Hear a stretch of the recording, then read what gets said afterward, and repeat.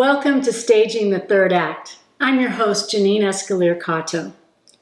And before I introduce you to my beautiful guest, Anna Kato, I would like to tell you why I came up with this program, Staging the Third Act. It's something very dear to my heart, and it is geared toward the boomer generation, those of us born between 1945 and 1964. And we are the first American generation that had choices in life. We didn't have to become mothers immediately after college. We had choices to choose careers, to become anything we wanted. And it was an exciting time, as you know, in the 60s, where we could become astronauts, engineers. We didn't have to focus on family. And now we're aging out. And I look around me and I say, well, I had my educational career. I did everything I wanted. I traveled. I saw the world. But I didn't have children, nor could I have children. And now I'm in my 60s, late 60s, and I don't have grandchildren. And I'm facing my third act. How do I feel that? I see my friends enjoying their children and grandchildren, and that's where you find your joy in life. And I say, well, here I am retired. Where do I find my passions, my purpose? And there's a whole community of us. And I think it's fascinating to find out how we are going to navigate that third act. Healthcare, what do we do with our assets? How do we take care of ourselves if we find ourselves alone without our spouses? I just think it's a fascinating topic, and there are a lot of us out there. So, without further ado, I'd like to introduce you to my lovely guest, who happens to be my sister-in-law, a fascinating woman who has done amazing things in her life. I'd like to introduce you to Anna Kato. Hi, Anna. Hi, Jeaninne. I'm so glad you came today. You're one of my favorite people. This is such a good idea. Oh, thank you. And I appreciate that. I don't have children either, as you know. I never thought about it much. Mm-hmm. I knew I wanted to be independent like my dad. Ah. My mother worked really hard. Her health wasn't good. She took care of us. Mm-hmm. She stayed home. Mm-hmm. And my dad was in the Navy, and I was firstborn. But somehow, I wanted to see the world. I wanted to be independent. I wanted to take care of myself. And I just never thought about having children. I know, isn't that funny how that happens? Yeah. And then we got married, and I got older. It does creep up, doesn't Dennis. it? I married a man named Dennis. And we just didn't stop to have children. And neither of us is full of regrets. But like you, I think, what is the rest of my life going to be like? Yeah, and it just comes, and it's all of a sudden it's here. Yeah, and I do have a sense of joy most of the time. Mm-hmm. I don't like physical limitations that are very few at this point. Right. I sometimes look in the mirror, and a colleague one time, we happened to be in the restroom together, and she looked in the mirror and she said, "Oh my God, it's my poor dead mother." And sometimes I feel like I look like my grandmother, and I would be older than my grandmother now. But not having children, I think that the sense of age might be a little bit different. Because I generally don't think about it, except that I can see my aging. But see, I want to know, because you are such a fascinating person. You were a professor at UC Davis. You taught teachers. You did such valiant things, and you put out into the world incredible people that are doing wonderful things for children. But you are also you have your own business, and I'd like to hear a little bit about that. I think the viewers would like to know what you're doing creatively in your last act. Not your last or final, but your third act. It might be. We don't know. We don't know. When I retired from UC Davis, I loved my work. I've been a teacher. In some ways, I can still consider myself a teacher, but I also love work. And I was desirous of thinking about a way I could continue working. But I wanted to do something different, and my background is, in addition to being a teacher, I have a doctorate in counseling, in education with an emphasis in counseling psych, and with an emphasis in multicultural education and school counseling. It turned out I was never a school counselor, but I did work with student teachers and assist them to be teachers. I learned about hypnotherapy And it fascinated me. And so I became certified as a clinical hypnotherapist and enjoy that work very much. I have a part-time practice intentionally because I've learned that I only want to see a number of clients, not too many. I know that I'm very present to my clients, and even when I was working with student teachers, I take time with people.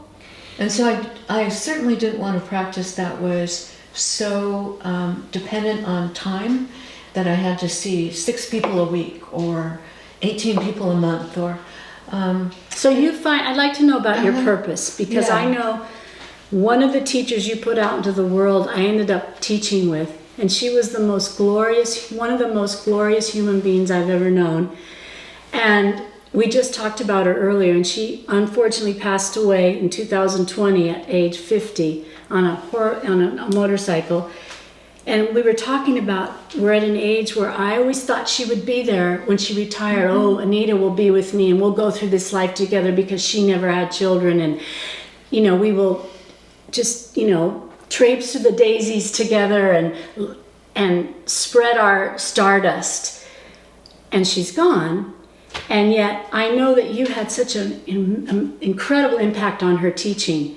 So I have to look at what we are still spreading out there for people, even though we don't have a legacy of children and grandchildren. You're still spreading that light and stardust with your clients, and it just makes me feel like, you know what, we're not done. We're not done. We have so much to do. And so do you feel like your purpose and what you're doing with your practice is keeping you young, is keeping you in the game, is keeping you feeling joyful? in part, I first love life. I'm curious, and I'm here for my clients so that they assist themselves. They do the work. Right. That's what I enjoy, is assisting someone to be himself or herself. And people are fascinating. They are. People come to me, mostly women in particular, to strengthen their talents, to believe in themselves, to accept themselves. And you asked me kind of what drives me in a way. First, it's accepting myself. Someone recently asked Accepting me, aging too? Yeah, yeah, that's not so easy. No, it's not. And if it should be the case that my family's very small, one of my brothers died a couple of years ago. I have another brother, but my family's very small, and I might outlive people. So That's one of my biggest fears, is dying alone. Yeah, well, I hope that I accept myself, that if my mind isn't with me, that I can accept help from the people who care for me, whoever they are. I love that. I love that. Because accepting help is tough. It I is. remember breaking my wrist probably 20 years ago and needing to ask for help because I couldn't drive, and I was, working in schools, and it was hard to ask for help. And I've heard other people say that too. We human beings do need each other. Yeah. And perhaps like you, I'm better at giving than receiving. You are. And now it's time to say, well, I can't give in the same way, perhaps. Yes. I'm still, my cognition is good. My body takes care of me most of the time. Right. I love my family and my friends, and I will be alone. We all, this so well. I mean, we're going to die alone, and that's a bit trite to say, but it's true. And I want to bring in that, especially for older people, I've always been so energetic, and I just have ripped through life. I was raised in a poor family, no money. I had to do everything myself. I paid for my own college. I had goals. I attained them. I just drove myself, and I was always young and youthful, and nothing stopped me, and I was invincible. And I have met every goal I've ever wanted to meet. I did it myself, and I'm very proud of that. And all of a sudden, COVID hit. And I lost people, dead, people gone. And I'm without my job, I'm without my purpose. And it's like, I went into a very deep depression. And then I looked around and went, oh my God, my mother's not going to be 91. My best friend in life, she's going to be gone. I look at my husband. He's in his, 71, and I'm like, he's my rock. What happens if my rock goes? My rock's going to go. I don't have children. Oh my God, what do? I'm going to be alone. I'm aging. And I really put myself into a place where I was spinning out of control in my mind. And it's a very scary place to be because I was always invincible. And I talked to my mother, and this is so fascinating because she's 91. My brother's living with her, taking care of her. And I said, Mom, you have your children to take care of you now, and you're happy about that. And I said, what do? I don't know what to do. I don't know if I can take help from other people. I'm so independent. You raised me to be so independent. You set me out in the world and said, you can do it. And she said, Jeaninne, slow down. You've always been your own best friend. You've always figured things out. You will be your best friend. You will find your way. You will find your path. And she said, I'm going to die alone. I have you kids, but I'm going to die alone. And you're your own best friend. You will figure it out. I know. I have all the faith in the world in you. And it's kind of like, wow. We, as young people, we go and we go and we go. We don't think about these things. And then we hit this wall and people die. People really do die that we love. And we may be alone, without children that make sure we're in the right home and make sure that we have the right caretakers. And I really put myself, this show is a result of the counseling that I was in. It's a result of my therapist saying, Jeaninne, what are you going to do with all this sadness? How are you going to turn it around? Well, my perspective is to accept the sadness it is.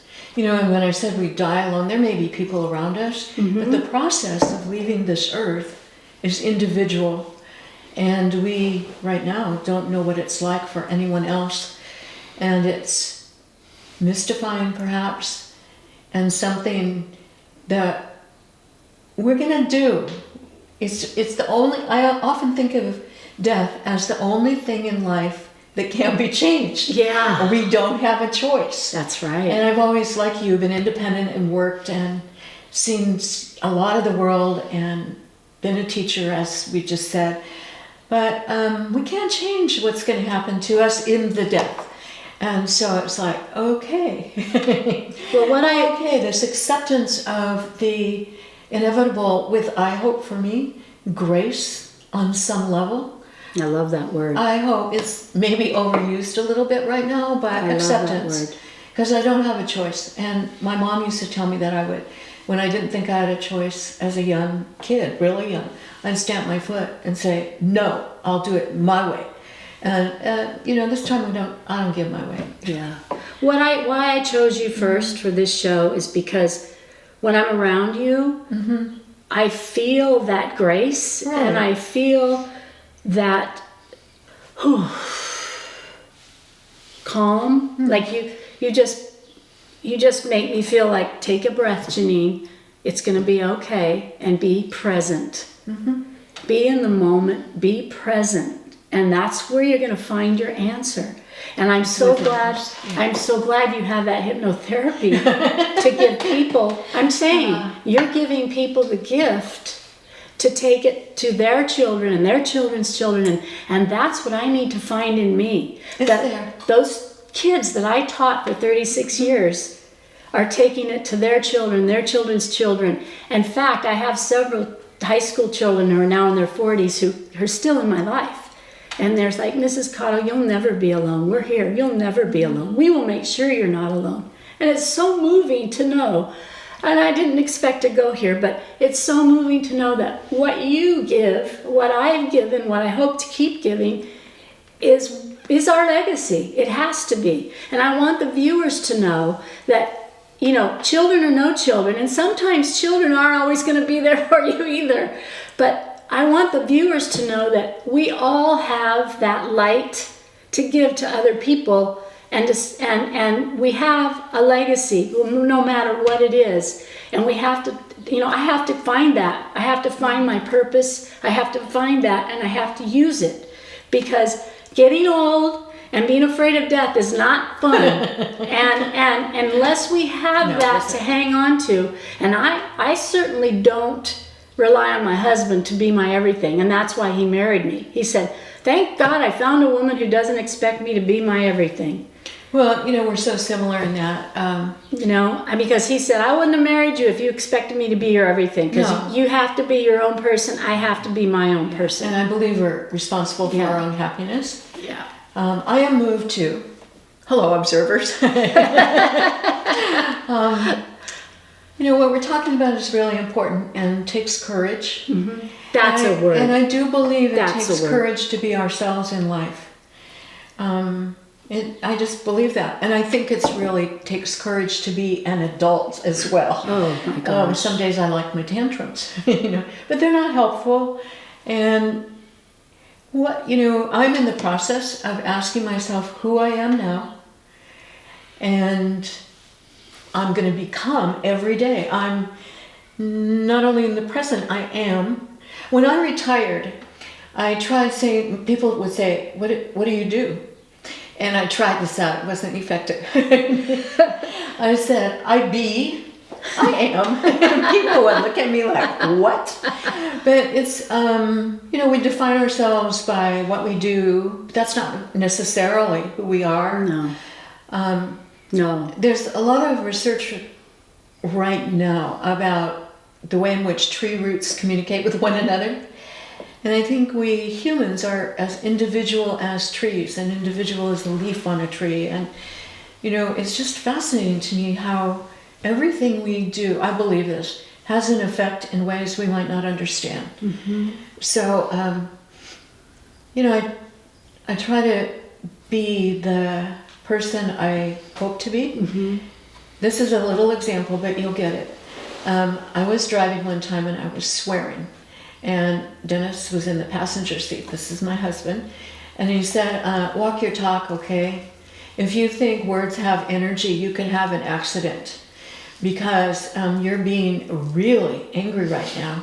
And it's not helping other drivers or you.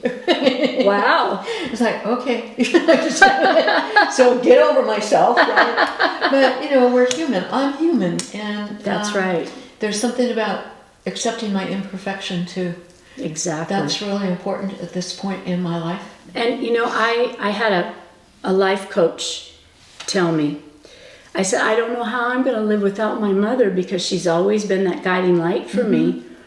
And through my whole life, it was hard navigating alone without financial support. It was hard, but I always knew she was there, emotionally. And I said to this woman, I said, I don't know how I'm going to go on without my mom, to pick up the phone and say, Mom, da da da da da. And she'd say, it's okay, it's okay. And she said, well, what's the one gift that you want to take? When you think of your mom, what's the one thing you want to take with you? And I said, when she comes into a room, it's like there's a light. And she said, that's it, the light. And she said, Jeaninne, you have that light. You do. So that's what your mother's leaving you. She's leaving you that light, and you will continue to be her, and that's what she's giving you. And I think, okay, so we all have something to pass on, and it doesn't have to be passed on to our progeny. It can be passed on to anybody. So I have to hang on to her light and know that I've got something that I can pass on to and hopefully that I'd passed on to my students. And now I'm coaching teachers, new teachers, which I love. And I want them to see that I'm not an old person, that I hope that light that my mother at 91 still has, she'll be 91 in July, that she still has that light. People that come in the house to help her helpers, they say, your mother's just so youthful. She's so youthful and so alive, and it's that light. And I hope that they don't see me as some old, here comes the old broad to tell me, but I hope they feel the light and see the light and the joyfulness and the, that our spirit doesn't age. Yeah, I do think we each have that light. Yeah. And this show is going to help me find my way, my purpose, my path. And yeah, it's selfish. I think doing the show is a really selfish endeavor for me because I needed something to say, Jeaninne, you're not in this big black hole. There's other people out there with you that are going through, I call it a renaissance in myself, and I call it an existential passage. And I think there's a lot of us out there going through an existential passage. And there are many human developmental stages that we go through in ourselves, and this is one of them for me. It's huge because I've always known exactly what I want to do in life, where I'm going, who I want to be, I had a girlfriend tell me, I think you're going to relate to this. She lives in Southern California. And she said, Jeaninne, this isn't like the Jeaninne I know. It's like you were riding your bike and you hit a bump and all parts of you flew out of the basket. But she said, Jeaninne, we have to find your parts and put them back in your basket. And I went, Risa, that's it. My parts are all over the highway right now. Well, not right now. But this is part of picking up my pieces because I need to interface with other people in the same situation who are doing great things, who are positively finding their way through these. Yeah. We were a little different. I did have some goals. But I'm a bit more of a wanderer, perhaps, than you are. Maybe I need to be more. No, you just need to be you. Just be yourself. I really mean that. Another therapist person said, she greeted us at a workshop, shake our hands, She said, hello, you're enough.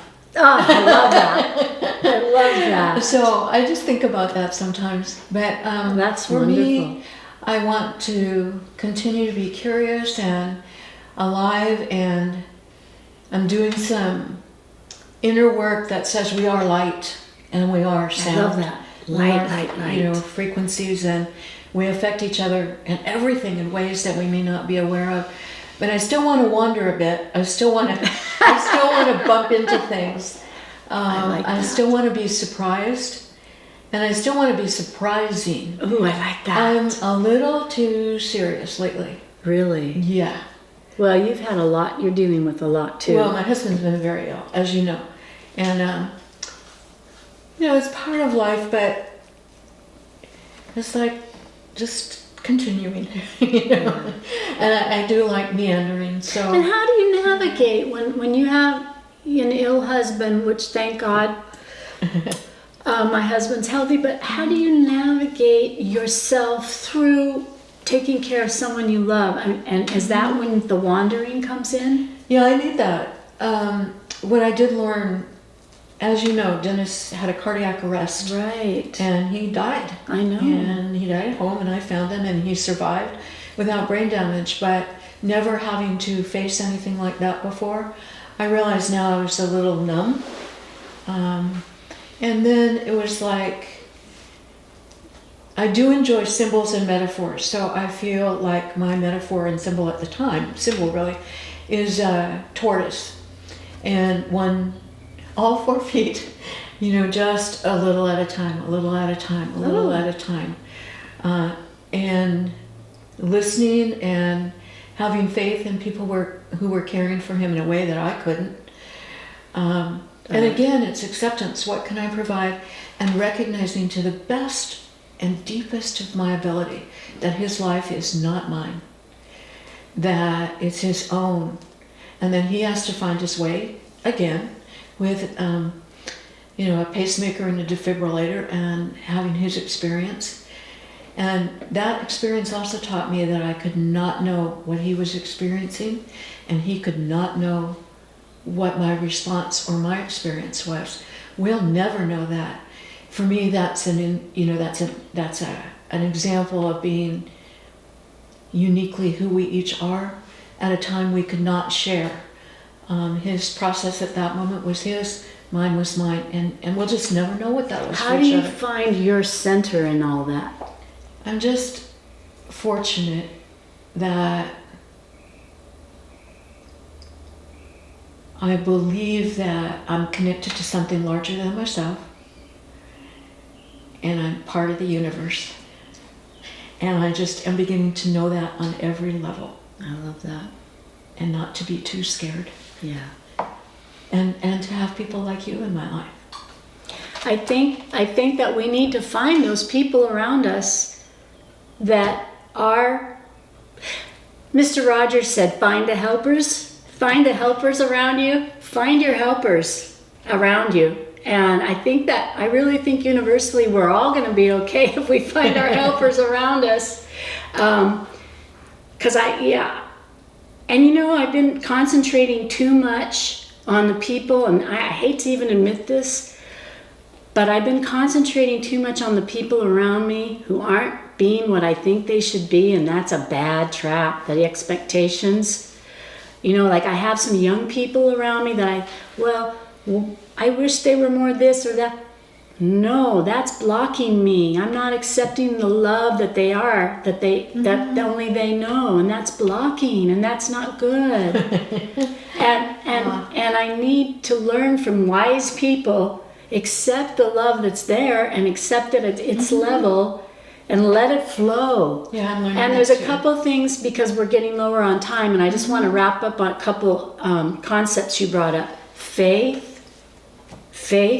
that everything's going to work out In some way. in some way. Grace, faith, those are, and light, faith, and grace, whatever that means to any of you. Light, faith, and grace, I think it's a pretty good bet. That and finding that we have in ourselves, and forgive ourselves, not be hard on ourselves. To forgive ourselves for a lot of things, because I've been really hard on myself. I've been hard on people around me. Yeah. And I have to start taking a breath, stepping back, and forgiving myself for that. And I want to just say one thing, because time is running out low to the viewers.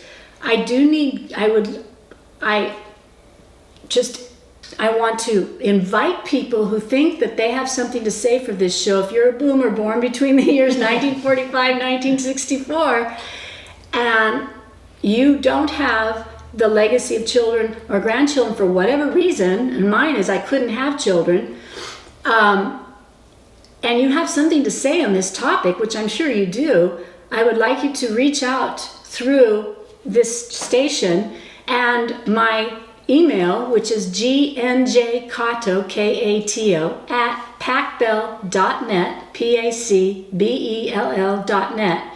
I would love to hear from you if you'd like to be on the show. I have some guests coming up, wonderful guests coming up, but I always need more, so I would love to have you if you'd like to join, because I really believe that this is a great tribe. Do I have a minute? Yes, you do. I just want to thank you for being yourself and allowing me and you to be vulnerable together. Yes. And you, for your future guests, thanks, Jeaninne, for being relaxed and allowing us to be, as I'm repeating myself, allowing us to be ourselves. Yeah. Thank you very much. It's all there is, isn't it? That's all there is. I mean, all we have is ourselves in the end, right? Yeah. And if we don't know how to live with ourselves, and we don't know how to be comfortable with ourselves, because really this show is about the third act, whatever your third act is, with children or without. And I chose this specifically of our age group without, because I think there's a lot of great things happening in our age group. Theater, music, dance, photography. I'm going to Oaxaca with some women friends who are photographers, and we're going to do the Day of the Dead. And, there's just so much going on out there while we have our health to get all this in. And I think Placer County is full of people like us. So I want to thank the viewers. I want to thank Philip for setting this up. I want to thank my beautiful, wonderful sister-in-law, and I hope we go through this life together and continue to enjoy our journey through whatever may come. Thank you, Jeaninne. Yeah, thank you.